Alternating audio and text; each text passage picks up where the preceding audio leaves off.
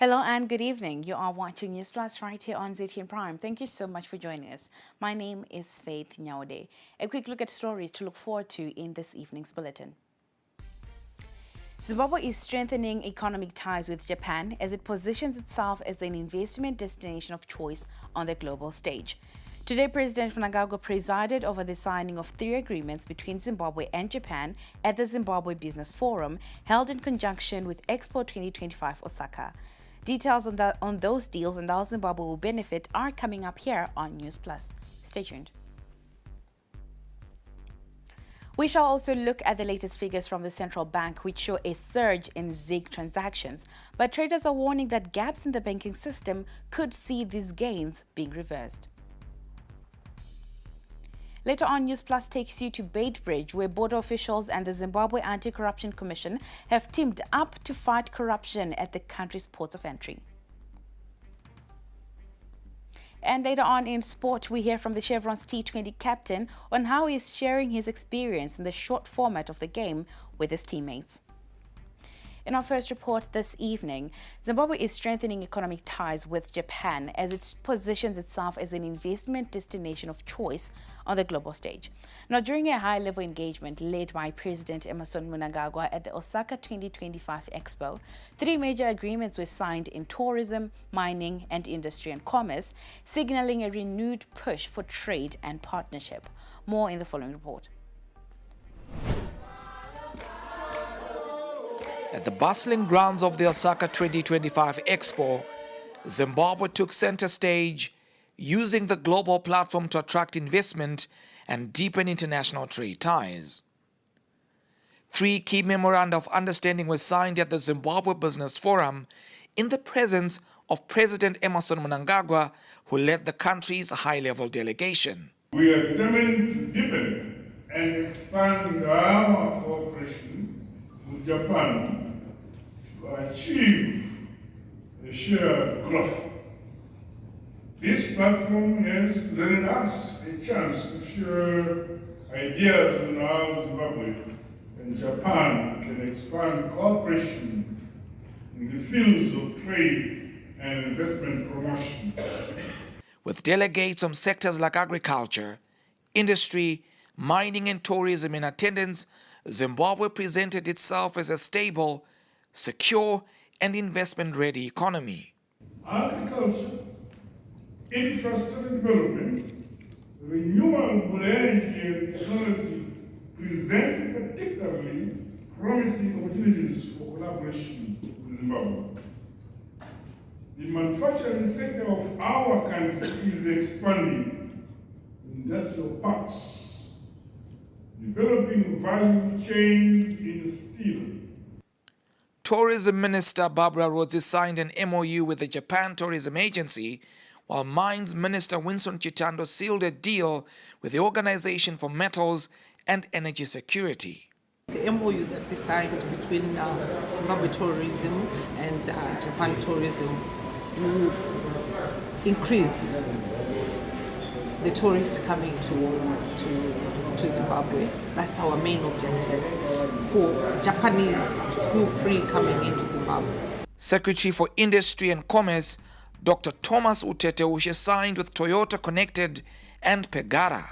The people of Zimbabwe are going to benefit through what we said called capacity building, and also introduction of this world-acclaimed method of management called Kaizen, where we are going to bring the total quality management system perfected by the Japanese company Toyota. For Toyota Connected, the agreement marks the beginning of what they see as a long-term relationship anchored in innovation and digital transformation across Africa. Owner also wanted to conclude this MOU, so our Toyota Connected team can provide cutting-edge technology for Zimbabwean people through this internship program of the University of Zimbabwe.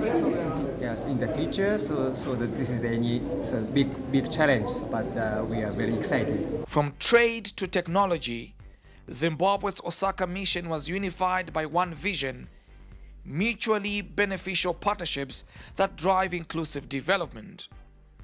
With firm policies and international outreach, Zimbabwe is positioning itself as a serious player in the global economy. Now to discuss the potential economic benefits from Zimbabwe's participation at the Osaka 2025 Expo, Zimpaper's Business Hub editor and events of Business and Events, we are now joined live by Zimpaper's Business Hub editor and events, Herbert Sharare. Herbert, very good evening to you and thank you so much for joining us here on Newsplus.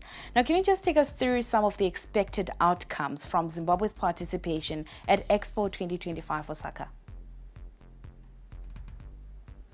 Okay, thank you very much.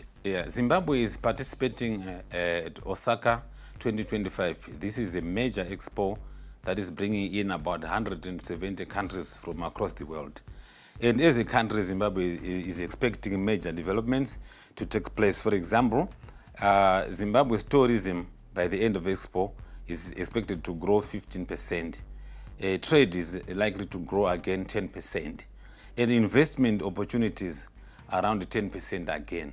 Then about trade deals and investment again, about 20 deals are expected to be signed. And Zimbabwe is also expecting to learn more from the tech giant, which is Japan, after the expos.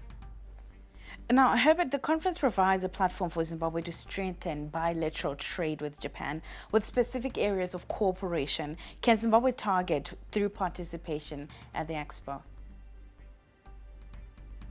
Yeah, if you have been following the developments in Japan, on the 15th, that is Tuesday, there was a business day. And it is also going to be followed by a Zimbabwe National Day tomorrow.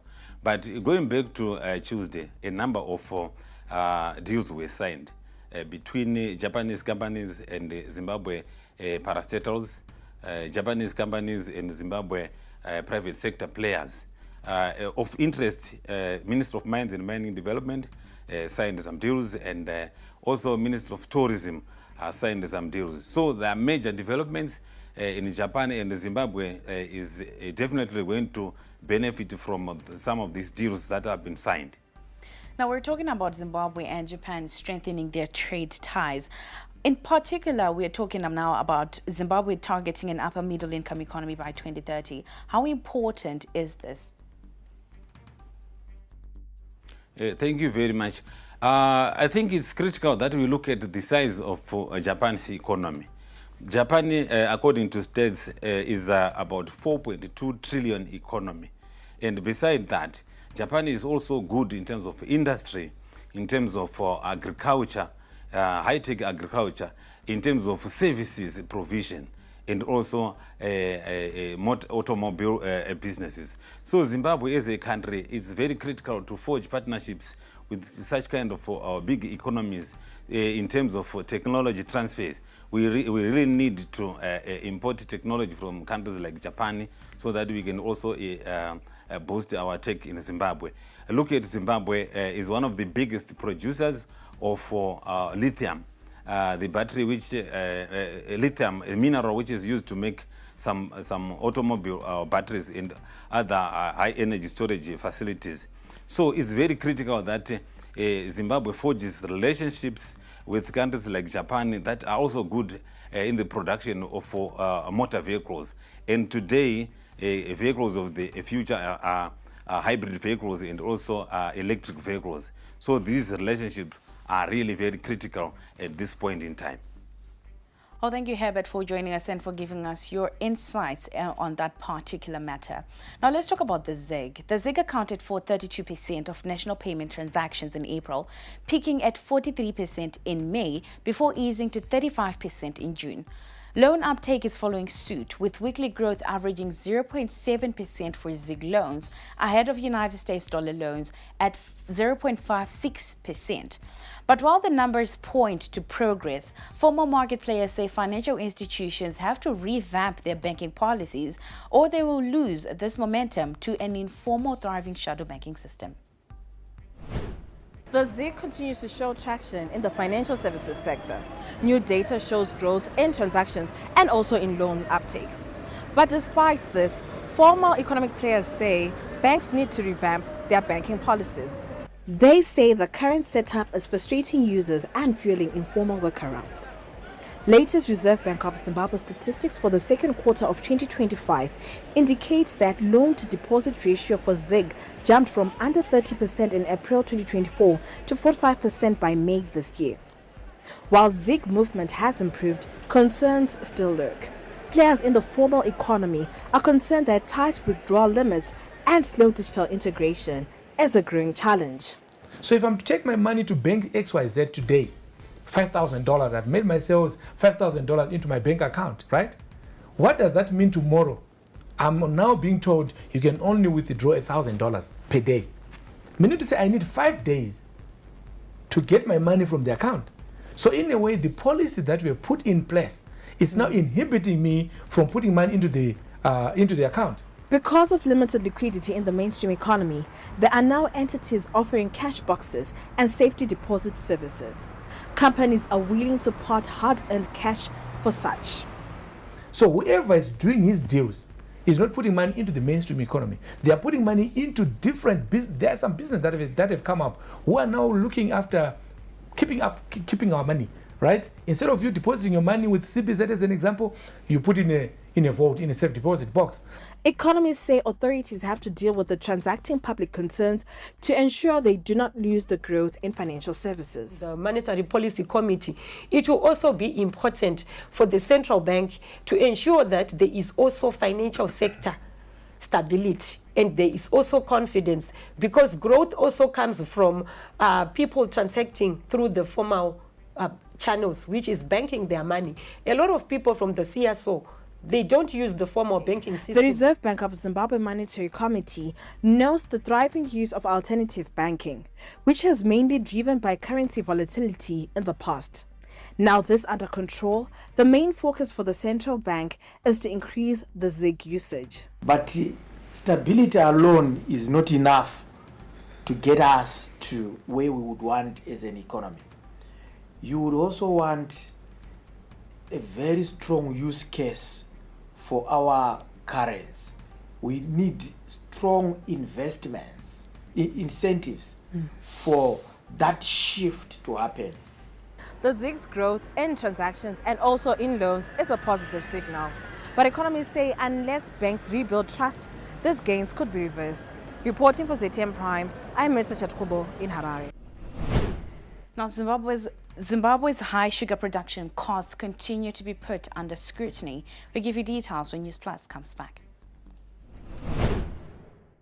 Win big in the EcoCash Chakachaya Ziawaku EcoCash promotion with over 200,000 winners. Earn at least 20 points when you cash in, send money, buy airtime or data, make payments, receive money from the diaspora, or receive your salary via EcoCash. And you could be in the running to win an all-expenses-paid trip to watch an AFCON match in Morocco, a holiday for two in Dubai, solar kits, cows, fridges, gas stoves, motorbikes, cash, airtime, and so much more.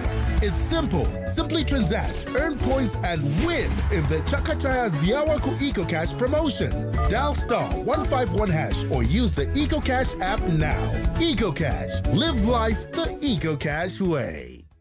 Good evening and welcome to the greatest show on earth. This is a people's game. They will be bubbling about this one for weeks and months to come. Let's go!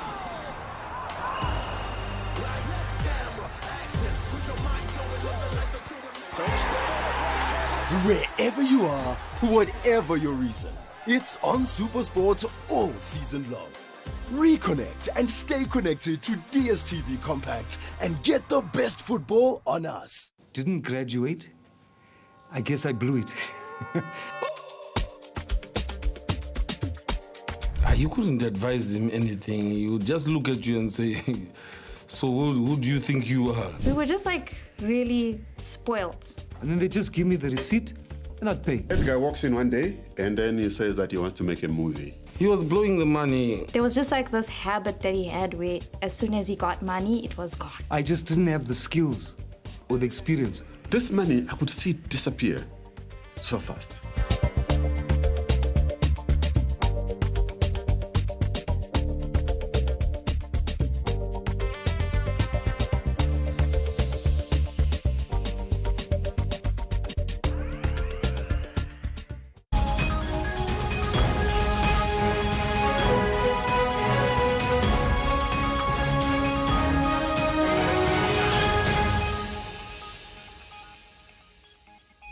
welcome back. You are still watching Newsplus.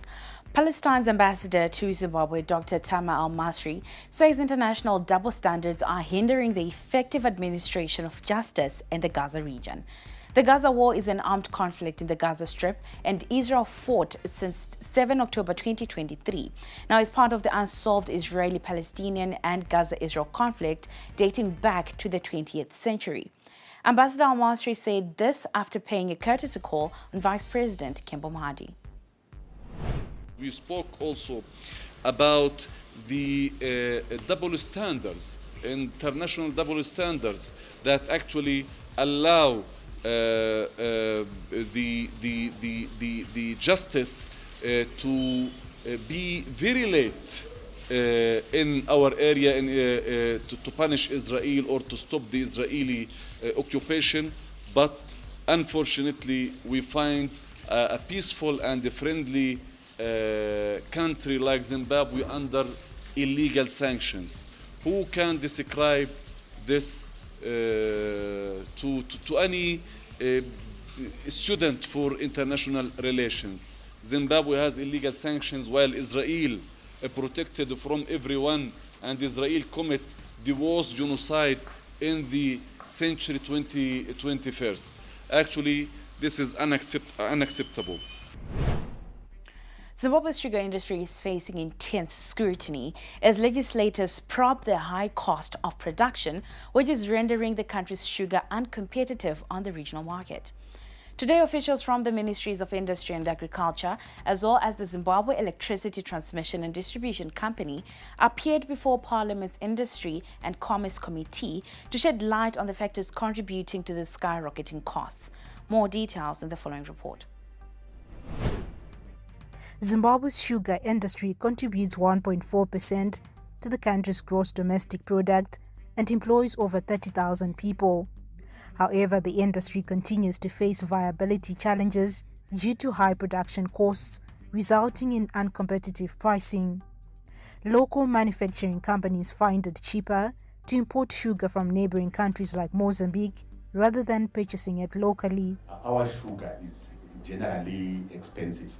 If you look at the import parity for sugar imported from South Africa, from Malawi, it's landing here around 860 US dollars per ton, against what Tonga Tulate is landing in Harare at between 900 to 960 USD per ton. Among the factors contributing to the high cost of sugar production is expensive and insufficient electricity for irrigation.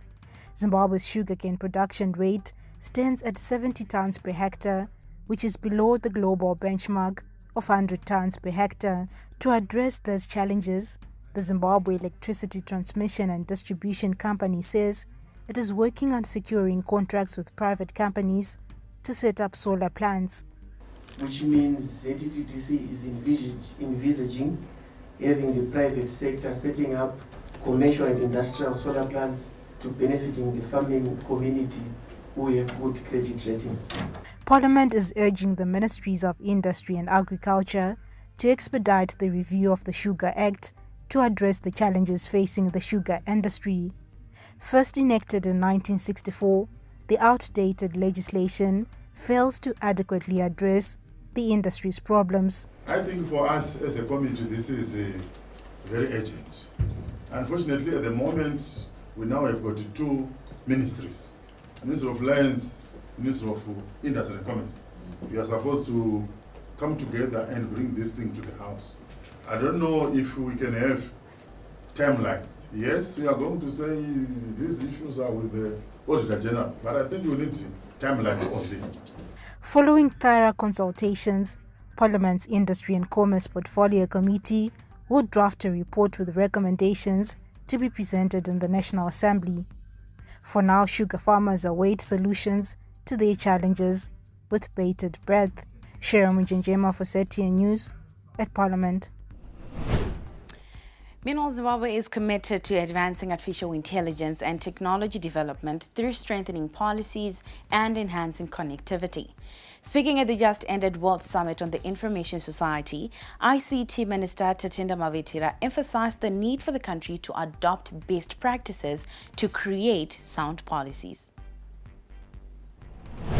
As we're coming up with artificial intelligence policy, it's important for us to look at what other countries have done and be able to also follow suit. As we're coming up with our AI strategy, after attending the AI for Good Summit, with interactions with other countries and also even having attended a Women in ICT conference, which was an eye-opener for us, and also appreciating what our First Lady is doing in terms of the SheTech initiative. We are realizing that there are great opportunities for our women, and as much as we are looking for an inclusive agenda, it's important for us to also look at what men are doing and also what our women are doing. Bridging the digital divide remains a priority, with the country's telecoms regulator, Potras, currently seized with a tower relocation initiative to enable internet access to under-resourced communities.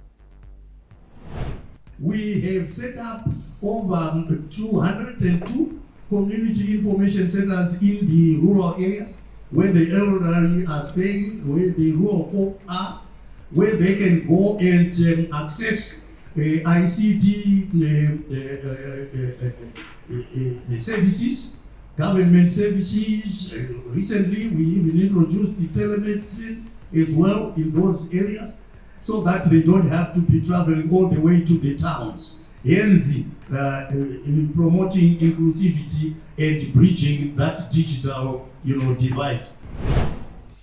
The Shipping and Forwarding Agents Association of Zimbabwe says government-led infrastructure development is transforming the logistics sector and is positioning Zimbabwe as a regional trade hub. This emerged at the SAFA's 19th annual conference that was held in Blayo. Andile Chuma attended the conference and filed the following report.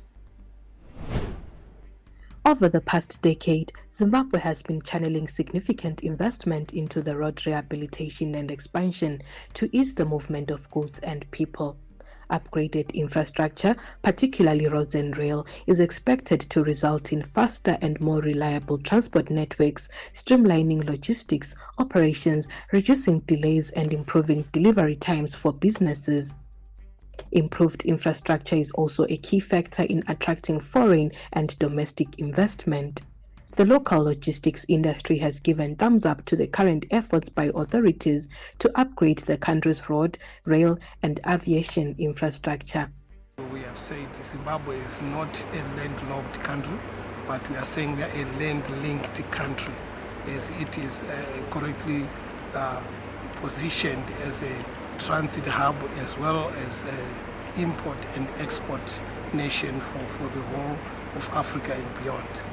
So the reason why we are here in Blayo also is you also understand that the railway system hub is connecting through Blayo.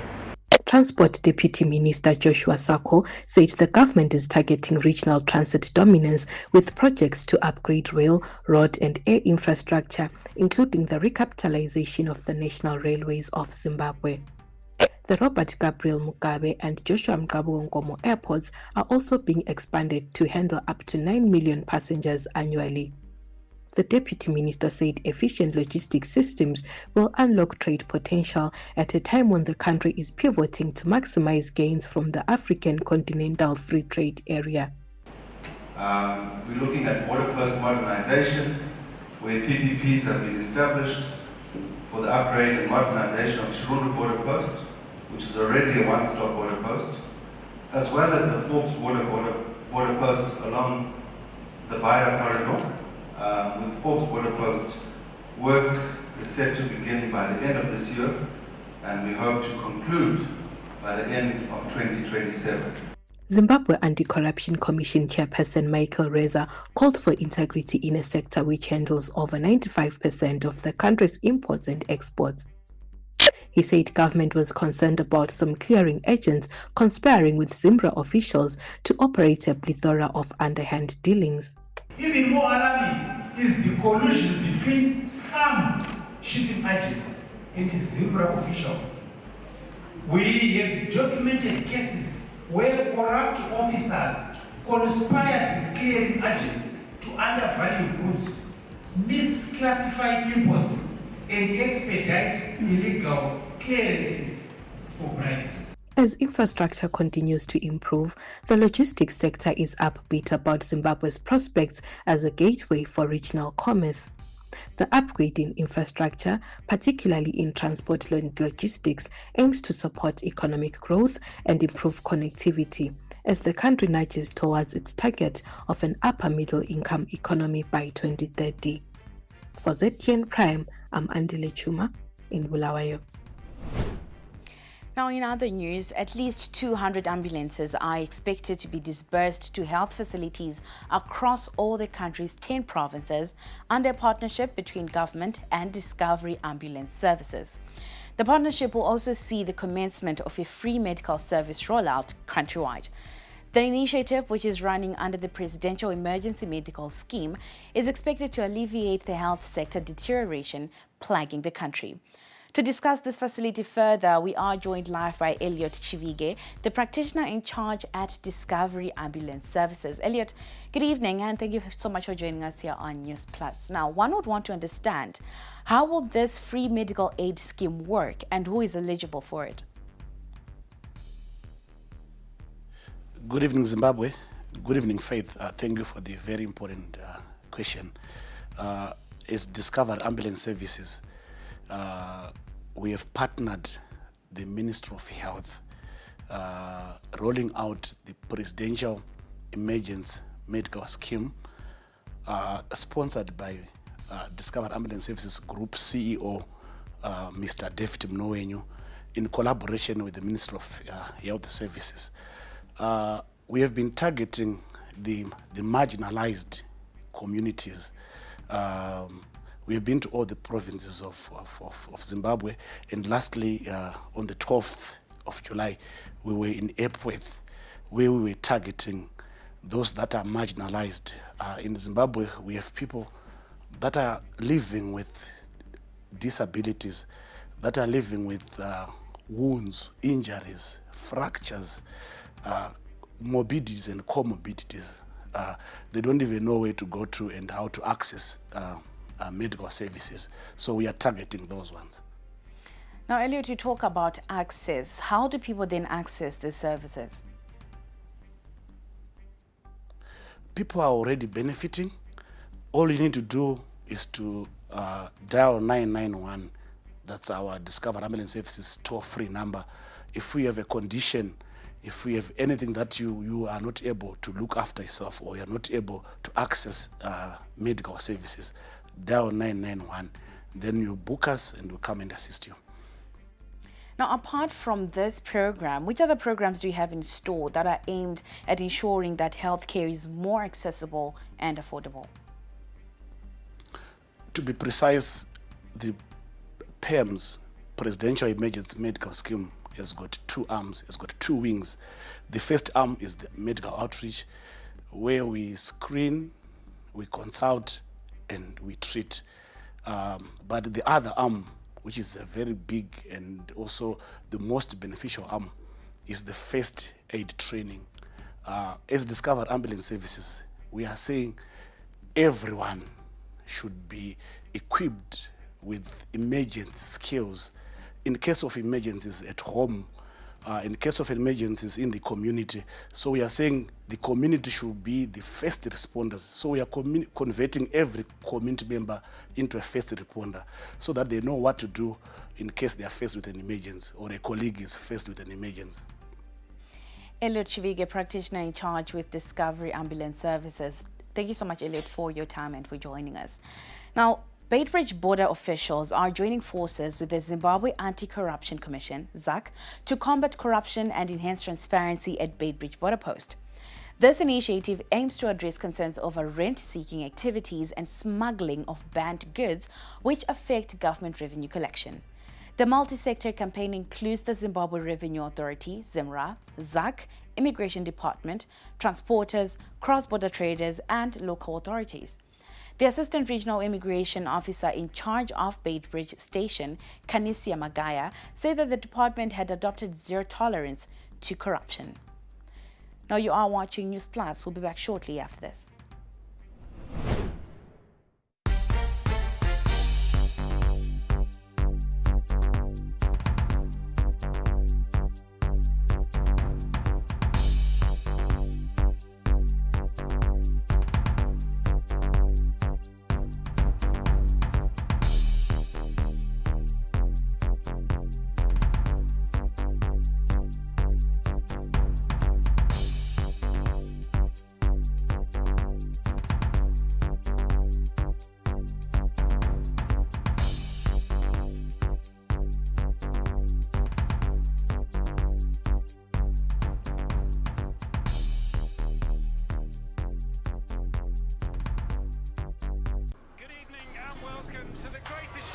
This is a people's game. They will be bubbling about this one for weeks and months to come.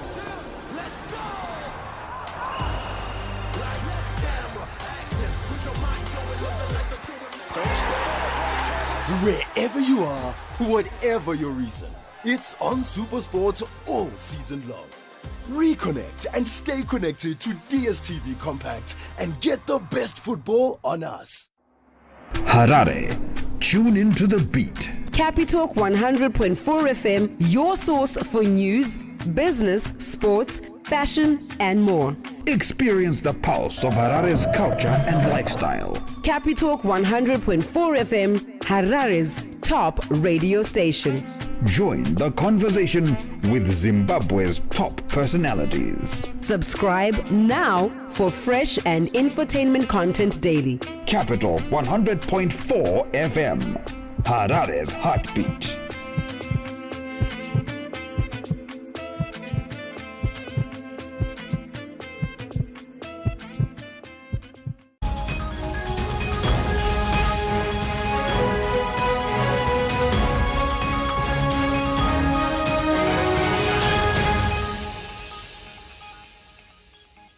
Welcome back. You are still watching Newsplus. Now we take a look at news from around the world, and we start off with what's happening in Durban, where members of the G20 hope to reach a consensus on reforms on the global financial architecture, which seek to alleviate debt burdens and provide better financing for developing nations.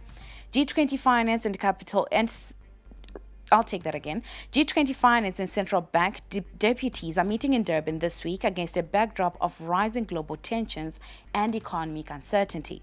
For South Africa, which leads the G20 this year, the focus is on ensuring that the worrying developments do not derail the Sustainable Development Goals. On strengthening the role of the G20 in delivering concrete solutions, fostering a more stable and effective and resilient international financial architecture, enhancing debt sustainability, addressing liquidity challenges, as well as strengthening multilateral development banks and ensuring financing for development. A UN report has indicated that with only 5 years left until the 2030 deadline for the Sustainable Development Goals, SDGs, only 35% of the targets are on track, while nearly half are stalling and 18% have regressed. Significant global achievements have been made in health, education, energy, and digital connectivity over the past decade. However, the progress is insufficient to meet the SDGs. Over 800 million people remain in extreme poverty, and billions lack access to safe drinking water and sanitation. Climate change has contributed to record temperatures in 2024, and conflicts have led to significant fatalities and displacement. Low and middle-income countries faced record high debt serving costs of $1.4 trillion in 2023.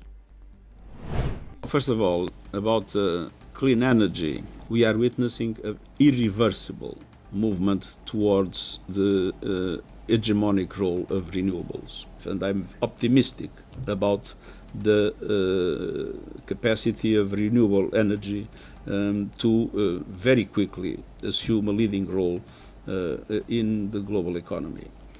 About trade, it is clear that any trade war is something in which nobody wins. In the DRC, despite a recently signed peace agreement, citizens of Uvira in the South Kivu province expressed worry over the looming possibility of the renewed threat of an M23 offensive on Monday.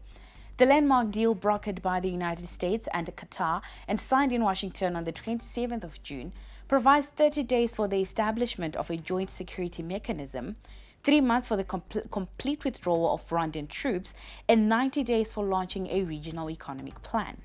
It has also fueled concerns about the economic advantages for the U.S., with Donald Trump stating that at the signing that we are getting for the United States a lot of the mineral rights from the Congo as part of it. La ville d'Uvira est devenue surmilitarisée. Et hier, de l'autre côté, vers Camagnola, nous apprenons qu'il y a aussi un renforcement des troupes de l'AFC M23. De l'autre côté, on s'est dit, quelle est la suite? Et il y a vraiment quelque chose, il y a l'inquiétude, et nous craignons que le pire puisse arriver dans la ville. Vraiment, c'est l'incertitude aussi, parce que on ne sait pas réellement ce qu'on s'entendait avec la signature de Washington, que ça va donner quelque chose. Mais juste après, nous voyons du côté gouvernement, il y a renforcement des effectifs. Still on a look at news from around the world, at least 89 people were killed and about 200 others injured over the past 2 days in escalating clashes between Druze militias and Bedouin tribes in southern Syria's Sueda province. The Syrian Defense Authority, in a statement carried by the state-run Sana news agency, put the death toll at more than 30 and the injuries at about 100.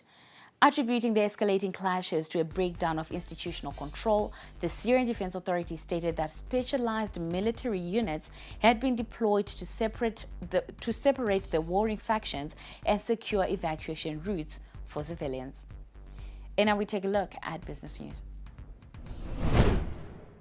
Catch exclusive interviews every weekday for candid, exciting and thought-provoking conversations with your host, Erika Ndoro. We talk about arts, we can talk about sports, we can even talk about politics, and sometimes we venture into a nice guitaristic play.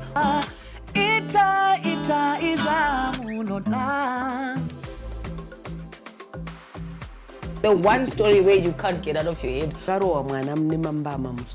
Wakatarisa munhu so Erika, like where you are sitting. Ndozongokona bata face so pasina munhu. Wakasiya music yako yo afro chakuti ndo music manje no Zimbabwe. And I'm sure they're still saying the same thing now. Yeah, so Shona kana kuti Chindevere kana mumwe mutaure muno muZimbabwe ndiwe iwewe. Ndiwo rupawo rwako. Ndicho chidadiso chako. Catch me, Erika Ndoro, right here on ZTN Prime every single Monday at 7 p.m. whilst we get exclusive.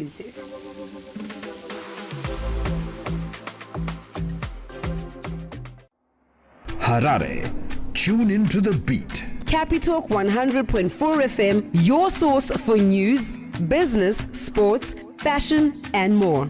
Experience the pulse of Harare's culture and lifestyle. Capitalk 100.4 FM, Harare's top radio station. Join the conversation with Zimbabwe's top personalities. Subscribe now for fresh and infotainment content daily.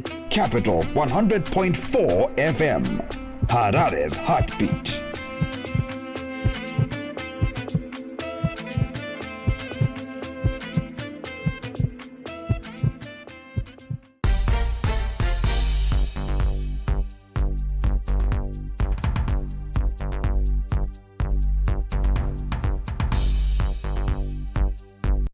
Welcome back. Now we take a look at some business news. Namib Minerals has earmarked up to $400 million to restart operations at two of its Zimbabwean mines, Red Wing and Mazoe. The development follows the mining giant's recent listing on the Nasdaq Stock Exchange, a move it says signals its intent to scale up investments in Southern Africa.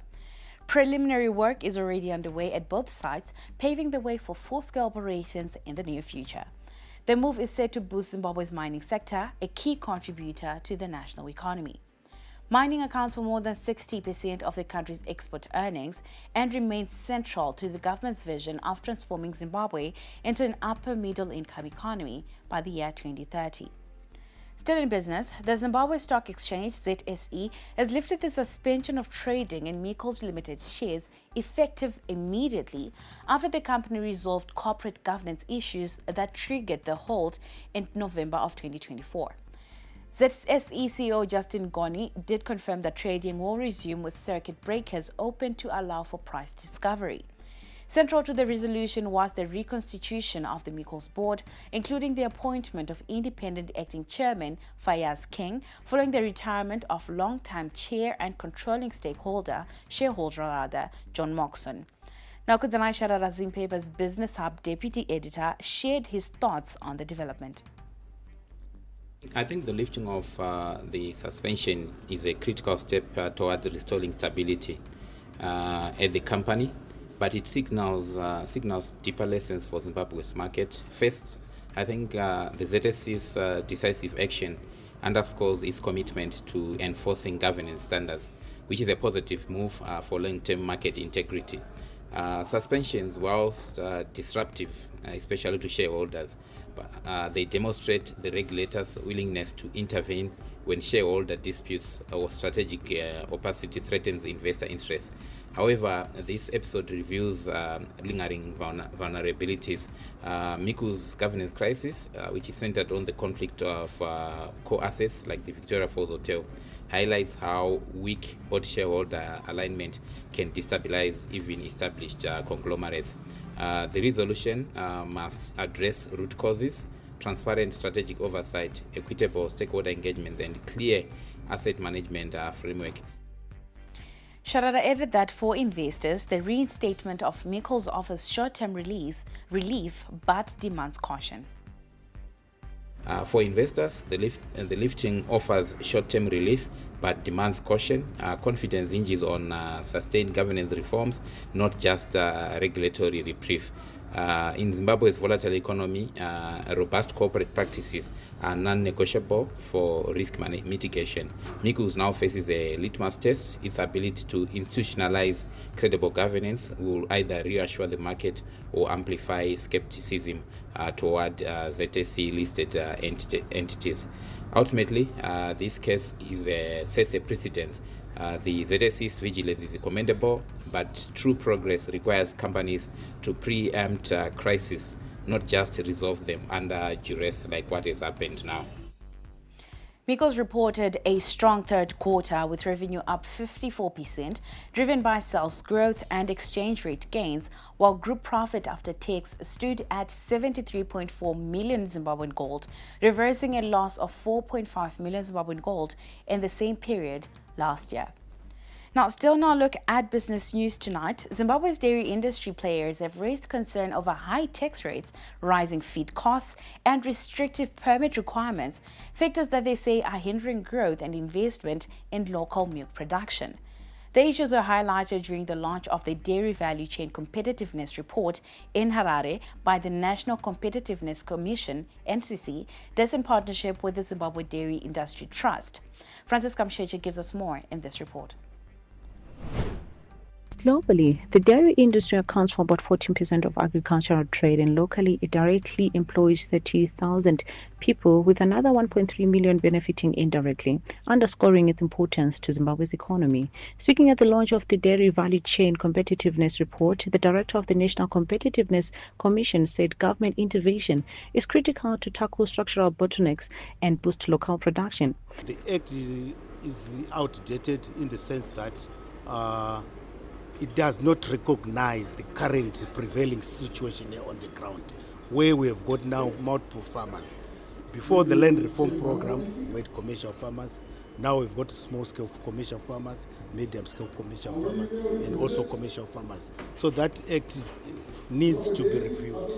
The report reveals Zimbabwe imports raw milk from Mozambique and powdered milk from South Africa and India, where dairy products remain zero-rated, a situation that further disadvantages local producers. The chairperson of the Zimbabwe Association of Dairy Farmers, Edward Warambwa, said the report painted a true picture of the value chain performance. I'm so grateful about the report that we just have been reviewing or receiving from NCC. It has actually shown or reflected the true facts on what is happening on the ground in terms of milk production or in terms of dairy value chain. The facts are quite comprehensive and they are quite realistic. However, he called for immediate action on high levy payments, which continue to strain operations. The government really need to come on board in terms of levies and payments, because we're not saying we don't want to pay, but we would rather say if they can be harmonized or maybe looked at or maybe reviewed, maybe they can be also be quite helpful to our farmers, because we've got a lot of levies and a lot of permits that are required. That makes dairy farming quite hectic. Despite rising demand, Zimbabwe's dairy sector missed its 2024 target of 130 million litres, producing only 150 million litres. Experts partly blame this on the reclassification of milk from zero-rated to tax-exempt, a move that has increased producer costs. The Ministry of Industry and Commerce pledged stronger collaboration with stakeholders to scale up production and enhance competitiveness. The Ministry will collaborate with partners to rehabilitate feeder roads, boreholes, and irrigation systems which are essential for daily operations. Meanwhile, the Ministry of Lands and Agriculture says urgent policy reviews are needed to boost self-sufficiency, particularly within the African Continental Free Trade Area, opening up regional trade opportunities. Enhancing the dairy industry competitiveness requires investment in modern farming techniques, quality feed production, and efficient supply chain management all round.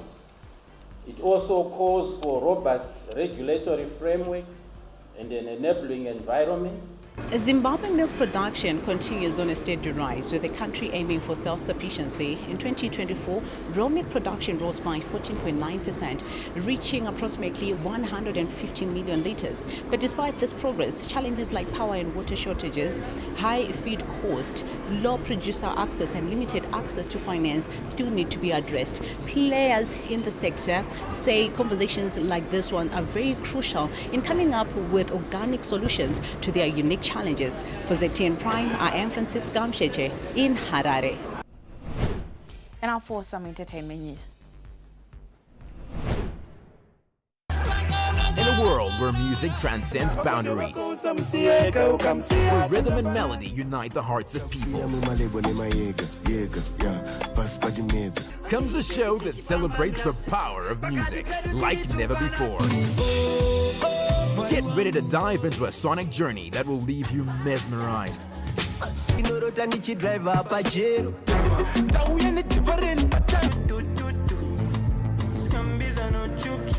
and yearning for more. Welcome to the captivating world of Z Vibes. Vibe to it, baby.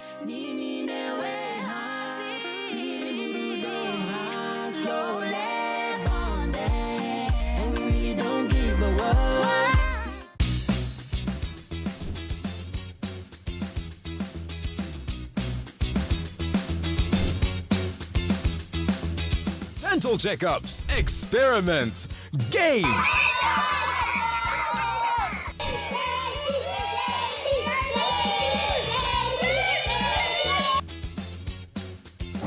The mixture is making bubbles and the bubbles have changed color. Our balloon has been filled by carbon dioxide.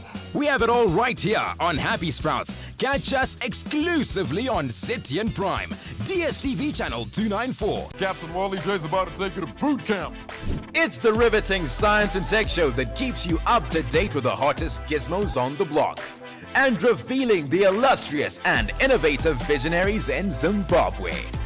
So much to see, you'll keep swiping. This cherry red beauty is the Dairy Auto M7 mini electric car. They've designed our brute force incubator board. Look at what we've got here. Solar powered scarecrow was part of the project that I was supposed to complete. Catch Swipe every Tuesday at 5:30 p.m. on ZTN Prime, DSTV channel 294. Get the picture?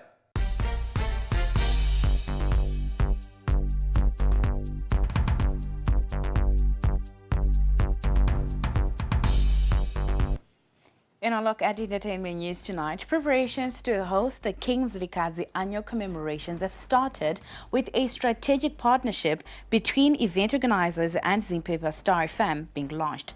The celebrations will be held from September 5 to the 6th at King's Likazi Memorial Site in Malandlela, Matopos, under the theme Sixoxa Sisizwe Ngamasiko, we strengthen the nation through culture, emphasizing the vital role of culture heritage in nation building.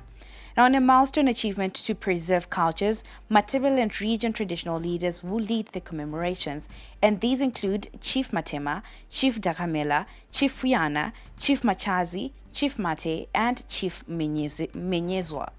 Still in entertainment, the Blayo Theatre Club and award-winning ensemble Kaya Arts are set to take the Ipintombo to Harare as they scheduled to present the epic play at Reps Theatre on the 15th and 16th of August. Ipintombi, a timeless musical reimagined for a local stage, was originally composed and produced in the year 1974 by South African writers Betha Egos Godfrey and her daughter Gail Lucky. It was brought back to life through a collaborative effort between the Blayo Theatre Club and award-winning arts ensemble Kaya Arts. And now for some sporting action.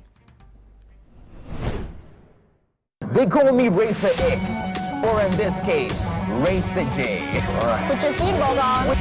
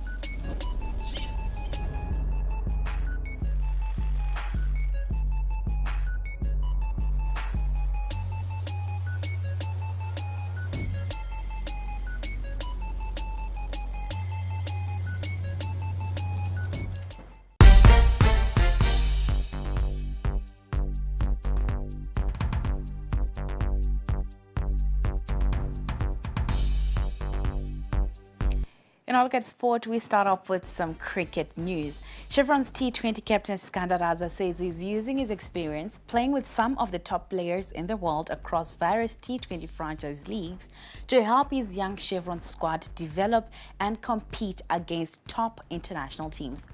Raza is arguably the biggest star in the Chevron's dressing room. He has consistently been recruited to play in some of the biggest T20 franchise leagues in Pakistan, Bangladesh, UAE and the USA, often rubbing shoulders with greats of the game. With Zimbabwe facing top sides South Africa and New Zealand in a T20 International Tri-Series, Raza opened up about how these experiences are helping him become a better leader. So the good thing is a lot of the kids wants to sit down with me in the changing room, and I've been very blessed in a way where I share changing room with the legends of T20 cricket as well. I mean, you name it, from Australia, from New Zealand, from Caribbean, from South Africa. So I've been very blessed in that. So I'm always asking them questions because I'm always thinking about my teammates would ask me that question. I mean, Richard Garawa would ask me, how was Trent Boult swinging the ball? I mean, Blessing would ask me how was Milne bowling, or some of the batters, or how were they batting, or how did they approach the game. So I asked a lot of questions from those senior guys, from the legends of the game as well. So the conversation I had with them at MLC and prior to the other franchise tournaments as well, I bring them and I tell them this is the mindset, this is what to do. But it is very important to possess the skills and have the mindset at the same time. You can have the mindset and not have the skills, and it becomes very harder because those guys, while they are talking about the mindset, they also work on their skills as well, so that the graph keeps going higher and the ceiling keeps going higher as well. Both South Africa and New Zealand have brought strong sides for the Tri-Series with Zimbabwe, and Raza is excited by the opportunities this presents for the Chevrons. Yeah, I was just speaking to Rusty about that as well. I said we are extremely happy and grateful as well that there are two top countries that have come into our country with proper squads as well. The learnings and experience of our youth, and even for myself as well, will go a long way, because the ultimate goal is to qualify for the World Cup. Everything we're doing now, we're putting our ducks in a row that we are prepared for the qualifier so that we can book our ticket to the World Cup. So yeah, kudos to thank you to New Zealand and South Africa and to Zimbabwe Cricket for hosting this Tri-Series. And personally, you know, the Tri-Series were going out of fashion as well. So it's quite nice that Zimbabwe is part of a Tri-Series, and hopefully there'll be more Tri-Series going around the world as well. Quite enjoy Tri-Series. Now let's talk football. PSL title contenders Moors FC have completed the signing of two players, Innocent Masiwa, who returns to the club from Bikita Minerals, together with midfielder Abubakar Moffat, who was a free agent, having previously played in the Spanish third tier. Masiwa returns to Norton, having left the club 5 months ago for Bikita Minerals, where he has since scored 7 goals for the Lithium Boys this season. Moffat returns home after a 6-year stay in Spain and is set to reconnect with Aces Youth Soccer Academy teammate Martin Mapisa, who also had a stint in Spain. Still on our look at sport, the National Athletics Association of Zimbabwe is geared up for the hosting of the Southern Region Senior Athletics Championship that is set for the 26th and 27th of July in Harare. Zimbabwe is hosting the major event for the first time after 10 years and promising to make home advantage count. The event, sanctioned by World Athletics, will feature elite athletes from over 12 countries at the University of Zimbabwe grounds. As we speak, all 12 Southern region member federations have confirmed their participation, from Zambia to South Africa, from Seychelles to Angola. The continent is coming to Harare. About 500 athletes and officials are expected in this country, and preparation to host them are in their final stages as we speak. Our local organizing committee, ably chaired by Mr. Enias Noro, is not here. He has worked tirelessly over the past months to deliver a comprehensive operational plan. The key milestones include venue readiness.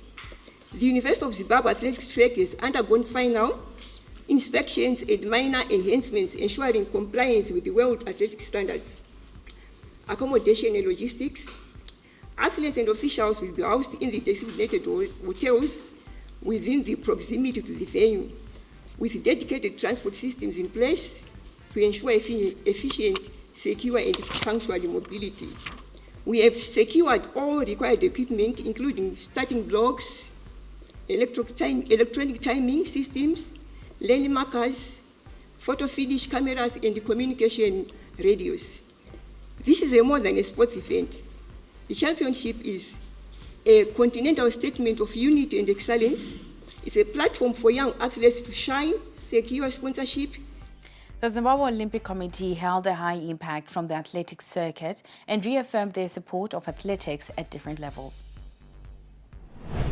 I want to begin by acknowledge and celebrate our athletes' recent outstanding performance at the Region 5 Games in Namibia. And of course, out of the 22 gold medals, athletics contributed 7. And out of a total of 89 medals, athletics again scooped 42 medals, which is very, very impressive.